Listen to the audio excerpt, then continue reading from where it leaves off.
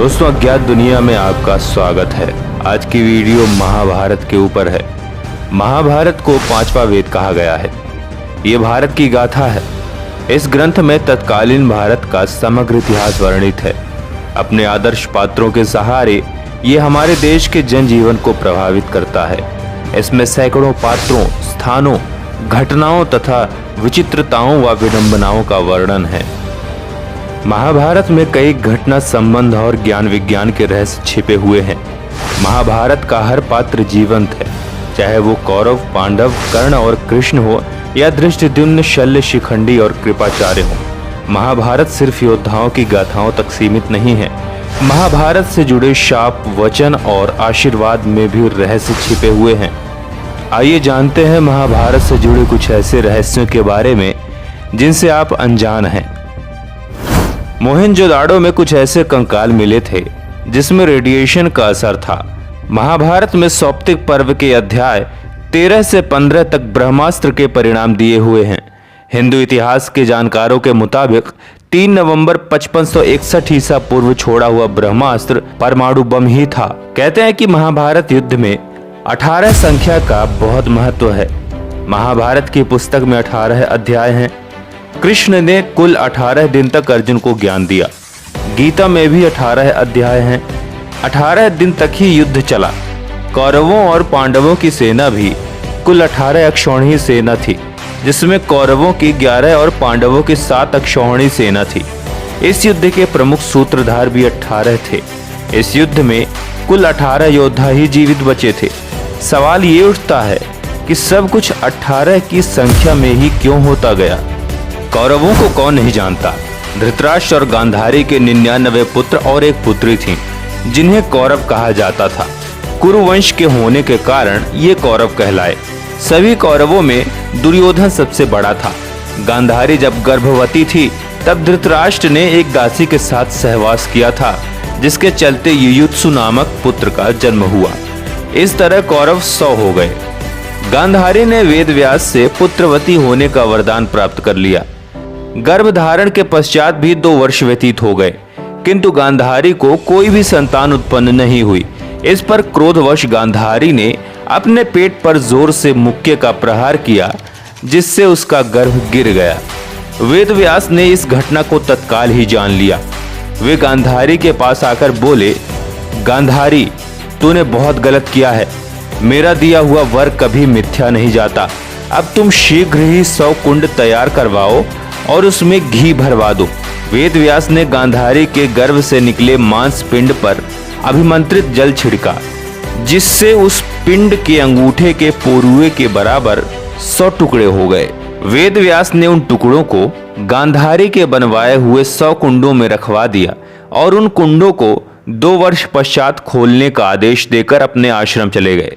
2 वर्ष बाद सबसे पहले कुंड से दुर्योधन की उत्पत्ति हुई। फिर उन कुंडों से धृतराष्ट्र के शेष 99 पुत्र एवं दुशाला नामक एक कन्या का जन्म हुआ। बर्बरीक महान पांडव भीम के पुत्र घटोत्कच और नागकन्या अहिलवती के पुत्र थे। कहीं कहीं पर मुर दैत्य की पुत्री कामकंटकटा के उदर से भी इनके जन्म होने की बात कही गई है।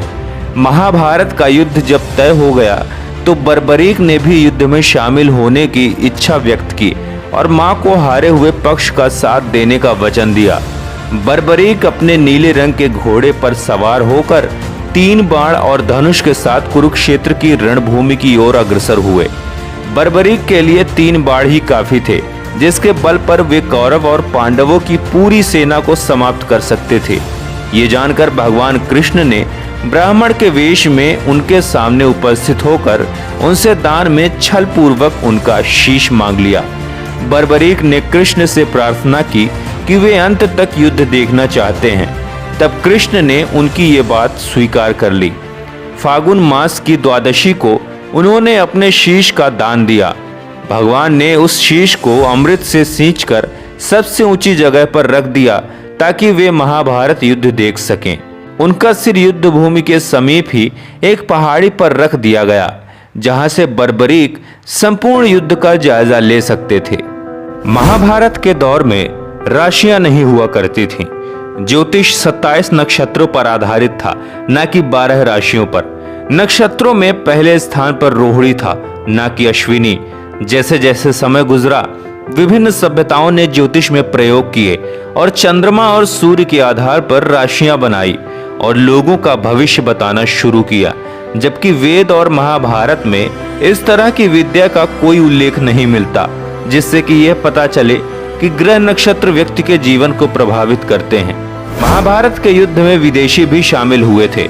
इस आधार पर यह माना जाता है कि महाभारत प्रथम विश्व युद्ध था।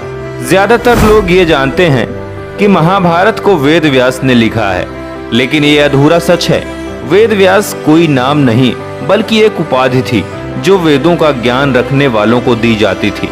कृष्ण द्वैपायन से पहले 27 वेद व्यास हो चुके थे, जबकि वे खुद 28वें वेद व्यास थे। उनका नाम कृष्ण द्वैपायन इसलिए रखा गया क्योंकि उनका रंग सांवला था और वे एक द्वीप पर जन्मे थे। वेद व्यास की महाभारत 3 चरणों में लिखी गई। पहले चरण में 8,800 श्लोक, दूसरे चरण में 24,000 और तीसरे चरण में 1 लाख श्लोक लिखे गए। वेद व्यास की महाभारत के अलावा Bhandarkar oriental research institute Pune की संस्कृत महाभारत सबसे प्रामाणिक मानी जाती है। अंग्रेजी में संपूर्ण महाभारत 2 बार अनुवादित की गई थी। पहला अनुवाद 1883 से 1896 के बीच किसारी मोहन गांगुली ने किया था और दूसरा मनमंथनाथ दत्त ने 1895 से 1905 के बीच। 100 साल बाद डॉक्टर देव रॉय तीसरी बार संपूर्ण महाभारत का अंग्रेजी में अनुवाद कर रहे हैं। दोस्तों, महाभारत के रहस्यों के बारे में जानकर आपको कैसा लगा, कमेंट में हमें ज़रूर बताएं। और यदि आपने हमारे चैनल को सब्सक्राइब नहीं किया है तो अभी सब्सक्राइब करके बेल नोटिफिकेशन को ऑन कर लें, ताकि हमारी सारी वीडियोज़ आप तक पहुंचती रहें। जय शंकर।